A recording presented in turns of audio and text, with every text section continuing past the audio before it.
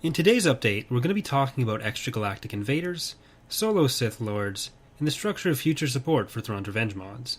As usual, if you prefer to get your updates in the text format, that can be found at the link in the description. Each version has the exact same information, so it's just whichever format you prefer. Shortly after we launched Thrawn's Revenge in 2006, there were 4 planned mods to come of it: a Clone Wars, Galactic Civil War, Post-Endor, and Vong War mod. For various reasons, by 2010 we had reduced it down to just the Post-Endor mod, Imperial Civil War. 2 years ago, we announced the return of Fall of the Republic, which is our Clone Wars mod, production for which is well underway, and like Imperial Civil War 2.3, Fall of the Republic 0.5 is approaching its release. For a long time, we've tossed around ideas and even made assets for the possibility of including the Yuuzhan Vong in some capacity in Imperial Civil War, though, even if it weren't as a standalone mod. We've been working on certain mechanics, like the emergent faction mechanic, which we introduced in 2.2, largely with them in mind as an end goal.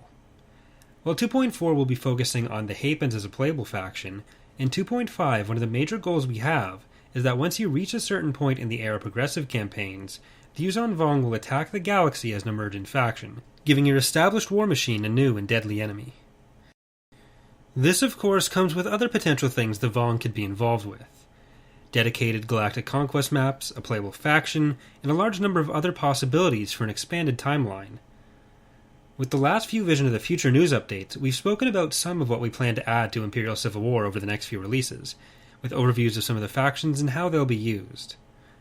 The idea is that each of these will start with some core set of assets, and the extent to which any of them can be expanded on will depend on time, resources, and team members. Whether they remain non-playable factions, or like the Hapens are getting, we reach a point where we can fully flesh them out into a playable faction with all the bells and whistles. Because of faction slot restrictions in Empire at War, the idea with Imperial Civil War is that this will ultimately only lead up story-wise to a certain point in the Vong War, even at its greatest extent. Each of those bits of content, though, has been planned and designed as the starting point for a dedicated, standalone mod covering the events from the Vong War to the Fate of the Jedi books, which we're calling Legacy of the Vong. If we only ever get far enough that the Vong become a fun endgame mechanic, then that's fine. If we get the content for Fleshed Out Galactic Alliance, Yuuzhan Vong, Killik Nest, Chiss Ascendancy, Imperial Remnant, and Confederation from the period, then that's even better.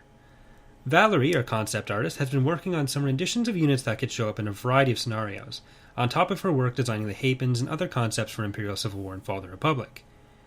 In this update, you can see her take on the Yuuzhan Vong Coral Skipper and a Corellian Strident class, which was used pretty extensively throughout the period in question. This brings us to a broader point about how we'll be supporting Thrawn's Revenge going forward. The Steam Workshop has provided opportunities with Empire at War modding that we've not really taken advantage of properly. It's been just under a year since 2.2 has come out, and while we hope people are looking forward to the new and redone content, balance changes, bug fixes, and reworked mechanics of 2.3, there are plenty of issues which, in a perfect world, we could have rolled out fixes for before this next major release, or some content which could have been sent out incrementally. This has prompted some internal discussions about how we'll be structuring version releases and major content patches. After the release of 2.3, we will be significantly overhauling our internal documentation, file structures, and pipeline for certain aspects of the mod, in order to better address issues, roll out gameplay updates, and keep everyone up to date while still leaving room for larger version differences where we can introduce things like new playable factions all at once, without people having to deal with them in their broken stages and without breaking saves every month or something. We'll be doing our best to structure files in our internal repository in such a way that we can easily cordon off something like the Hapes Consortium as a playable faction from being in a public release, while still rolling out things like AI updates, Galactic Conquest editions or modifications, fixes to major issues, story additions, and so on. This way, rather than having to wait a year for a major problem to be fixed and dealing with whatever new problems occur, or us having to delay working on certain major projects until older stuff is fixed and we're sure we're done patching a version, we can give people fixed bugs and fresh content in the short term and still have major releases over the longer term.